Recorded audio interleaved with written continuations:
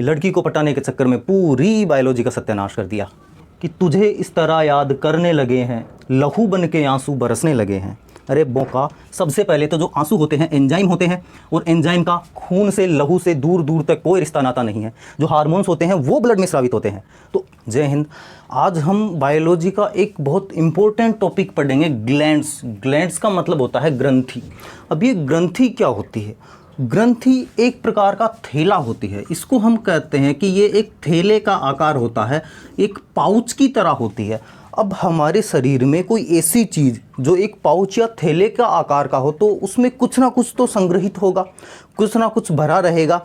तो इन ग्रंथियों में दो चीज़ें भरी रहती है, या तो इनमें एंजाइम भरा रहे या फिर इनमें हार्मोन भरे रहें। जो एंजाइम रहते हैं ये जो हैं ये डायरेक्ट ब्लड के संपर्क में नहीं रहते, अर्थात ये एंजाइम ब्लड के संपर्क में आ जाएं तो ख़राब हो जाएंगे, फिर कार्य नहीं कर पाएंगे। और जो हार्मोन्स रहते हैं ये डायरेक्ट ब्लड में ही स्रावित होते हैं। इन ग्रंथियों से डायरेक्ट ब्लड में निकलते हैं और ब्लड में मिल जाते हैं, वो हार्मोन रहते हैं। और जो ग्रंथियों से निकलते हैं, ग्लैंड से निकलते हैं, जो ब्लड में नहीं मिलते हैं वो एंजाइम होते हैं। तो ध्यान से देखने की बात ये है कि जो ब्लड में नहीं मिलेंगे, हमारे शरीर में पूरे शरीर में ब्लड है, तो ऐसी चीज़ें जो ग्लैंड से निकले और ब्लड में ना मिले तो हम कह सकते हैं कि उनके लिए वो एक अलग सी नलिकाएं होगी या फिर डक्ट होंगे। तो एंजाइम के लिए ये ब्लड में ना मिल पाएँ इसलिए इनके लिए अलग से डक्ट होते हैं। डक्ट को बोल सकते हैं कि नली होती है। हार्मोन्स जो डायरेक्ट ब्लड में मिल सकते हैं, क्या इनके लिए डक्ट की ज़रूरत होती है? इनके लिए किसी नली की ज़रूरत होती है? नहीं। तो हार्मोन्स के लिए अलग से डक्ट या नली नहीं होती, क्योंकि डायरेक्ट ब्लड में मिल जाते हैं। और जो एंजाइम होते हैं ये ब्लड में ना मिले इसके लिए अलग से डक्ट अर्थात नली होती है। तो ये कैसे स्रावित होते हैं? तो देखो, जो एंजाइम स्रावित होते हैं, एंजाइम ब्लड में नहीं मिलते हैं, मतलब ये बाहर की तरफ निकलते हैं। अंतःस्रावी अर्थात जो ग्लैंड्स है वो बहिर्स्रावी भी होती है, अंतःस्रावी भी होती है। बहिर्स्रावी ग्लैंड से एंजाइम निकलते हैं, अंतःस्रावी ग्लैंड से हार्मोन निकलते हैं। तो हार्मोन डायरेक्ट हमारे ब्लड में निकल जाते हैं, हमारी पूरी बॉडी में जो ब्लड है उसमें निकल जाते हैं। और कुछ ऐसी ग्रंथियाँ भी होती है जिनसे एंजाइम भी निकलते हैं और हार्मोन्स भी निकलते हैं। तो वो कौन सी ग्रंथियाँ होती है? वो ना तो बहिर्स्रावी होती है ना अंतःस्रावी होती है, दोनों होती है। बहिर्स्रावी भी होती है, अंतःस्रावी भी होती है, तो उनको कहा जाता है मिश्रित ग्रंथियाँ। तो उनको आगे पढ़ेंगे। उनसे हार्मोन भी निकलते हैं और एंजाइम भी निकलते हैं। सबसे पहले पढ़ते हैं बहिर्स्रावी ग्रंथियाँ अर्थात एक्सोक्राइन ग्लैंड्स। बहिर्स्रावी ग्रंथियाँ जिनसे क्या निकला था? एंजाइम। एक्सोक्राइन ग्लैंड से क्या निकलता है? एंजाइम। एक्सो से याद रखना एंजाइम। तो हम सबसे पहले पढ़ते हैं, सबसे पहली ग्रंथि आती है सेरमिन ग्रंथि। देखो, सेरमिन ग्रंथि, हिंदी में भी सेरमिन ग्रंथि। बायोलॉजी में मोस्ट ऑफ जो हिंदी के टर्म्स और जो इंग्लिश के टर्म्स होते हैं लगभग बराबर होते हैं, मोस्ट ऑफ बराबर होते हैं। हिंदी में भी वही उच्चारण होता है और अंग्रेजी में भी वही उच्चारण होता है। तो सेरमिन ग्रंथि जो है ये कहाँ पाई जाती है? हमारे कान में पाई जाती है। हमारे कान में सेरमिन ग्रंथि पाई जाती है जिससे मोम का निर्माण होता है। हमारे कान में से जो हम बकोट के निकालते हैं मोम, जैसे कि हम क्या करते, पढ़ते पढ़ते पेन की नली निकाल लेते, उससे मोम निकालते हैं, और जितना ज़्यादा निकालते हैं उतना ज़्यादा निर्माण होता है। तो हमारे कान में जो मोम का निर्माण होता है वो सेरमिन ग्रंथि से होता है। अगली आती है लैक्रिमल ग्लैंड, लैक्रिमल ग्रंथि। लैक्रिमल ग्रंथि क्या करती है? हमारी आँख से आंसू का निर्माण करती है। हमारी आँख में ऊपर की तरफ होती है और उससे आंसू का निर्माण होता है। आँख से जो आंसू निकलते हैं लैक्रिमल ग्रंथि के कारण होते हैं, लैक्रिमल ग्लैंड के कारण होते हैं।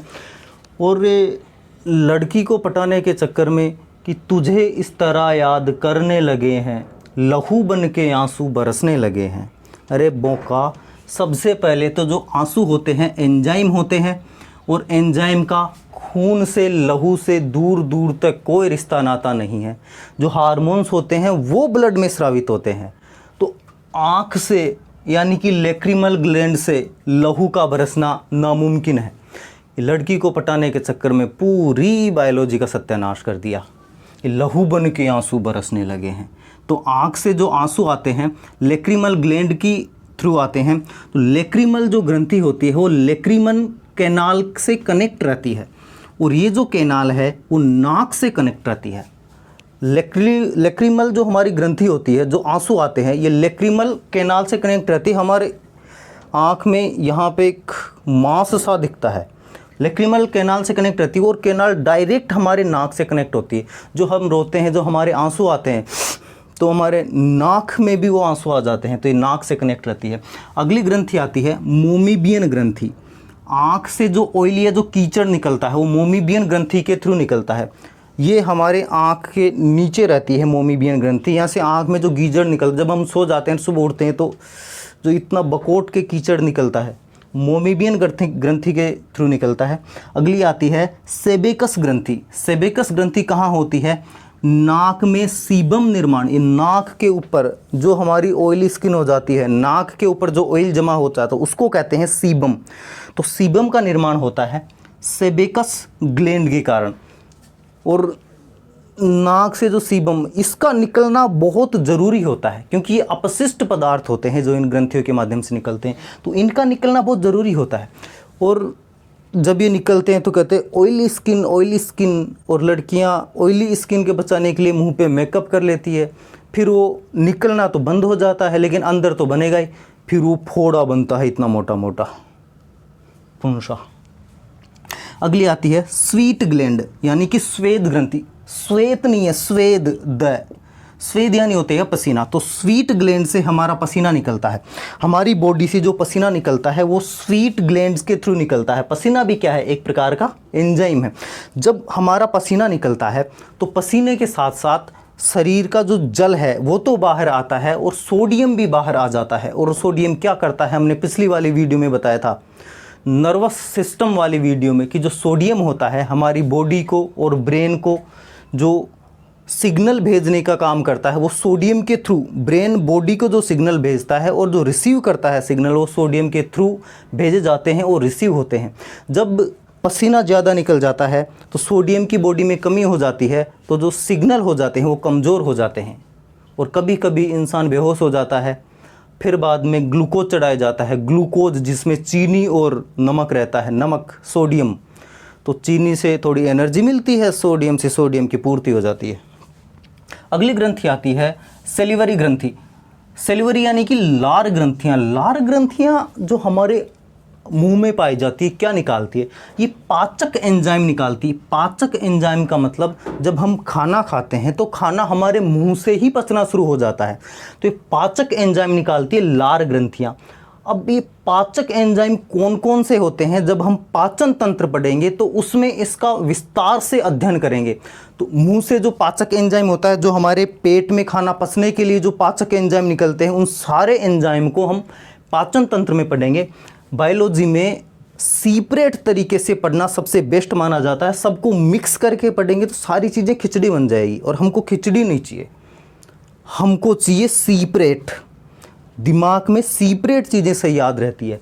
तो लार ग्रंथियों से कौन से एंजाइम निकलते हैं? पाचक एंजाइम पाचन तंत्र में पढ़ेंगे। गैस्ट्रिक यानी कि जठर ग्रंथि। जठर ग्रंथि हमारे पेट में पाई जाती है, इससे भी पाचक एंजाइम निकलते हैं। इनको भी विस्तार से हम पाचन तंत्र में पढ़ेंगे।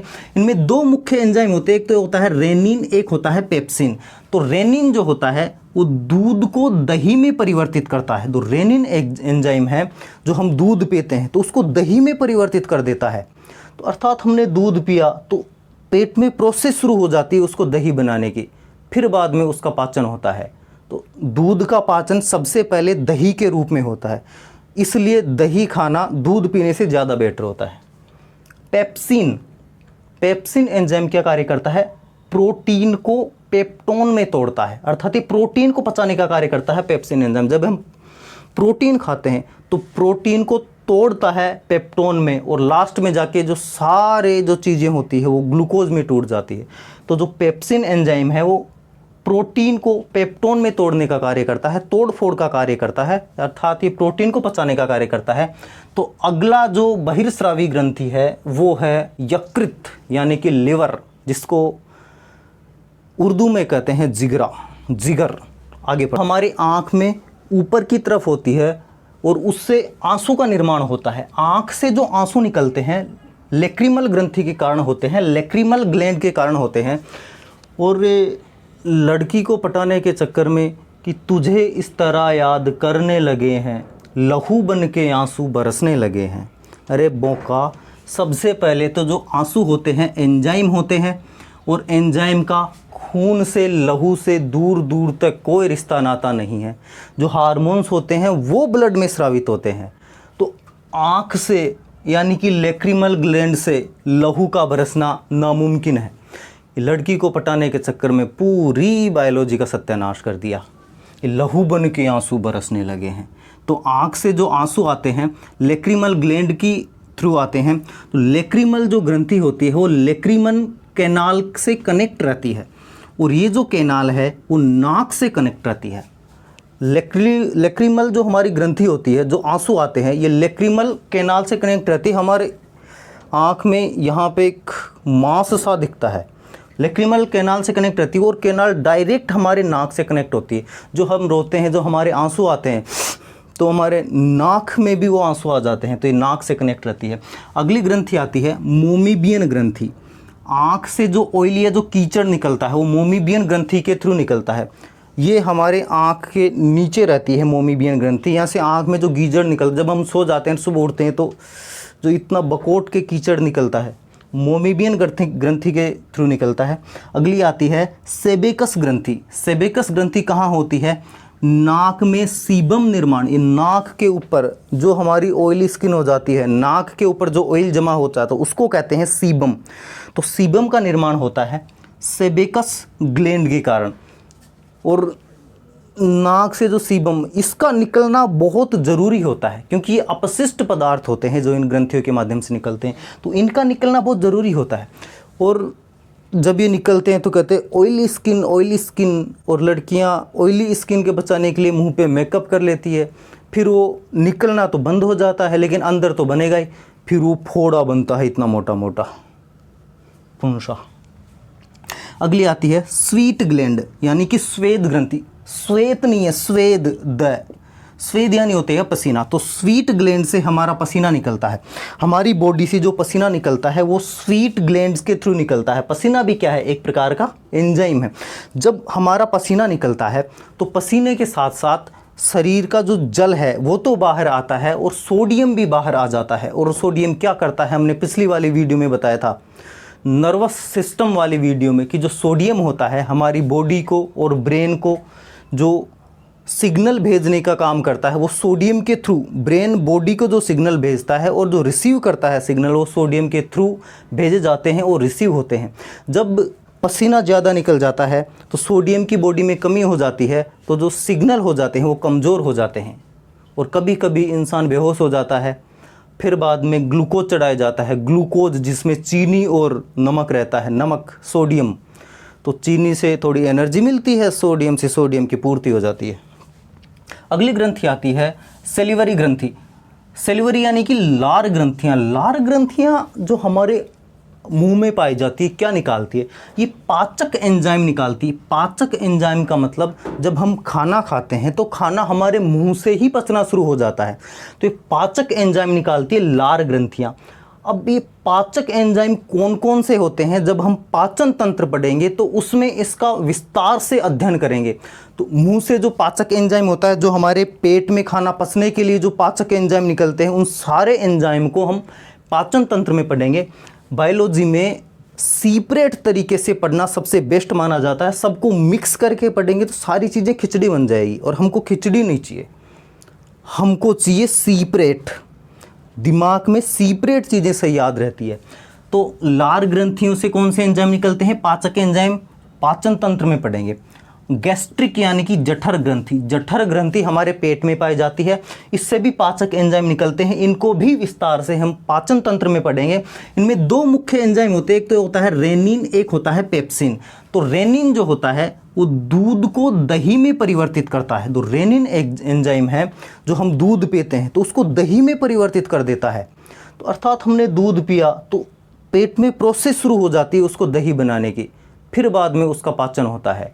तो दूध का पाचन सबसे पहले दही के रूप में होता है, इसलिए दही खाना दूध पीने से ज़्यादा बेटर होता है। पेप्सिन, पेप्सिन एंजाइम क्या कार्य करता है? प्रोटीन को पेप्टोन में तोड़ता है, अर्थात ये प्रोटीन को पचाने का कार्य करता है पेप्सिन एंजाइम। जब हम प्रोटीन खाते हैं तो प्रोटीन को तोड़ता है पेप्टोन में, और लास्ट में जाके जो सारे जो चीज़ें होती है वो ग्लूकोज में टूट जाती है। तो जो पेप्सिन एंजाइम है वो प्रोटीन को पेप्टोन में तोड़ने का कार्य करता है, तोड़ फोड़ का कार्य करता है, अर्थात ये प्रोटीन को पचाने का कार्य करता है। तो अगला जो बहिर्स्रावी ग्रंथि है वो है यकृत यानी कि लिवर, जिसको उर्दू में कहते हैं जिगरा, जिगर। आगे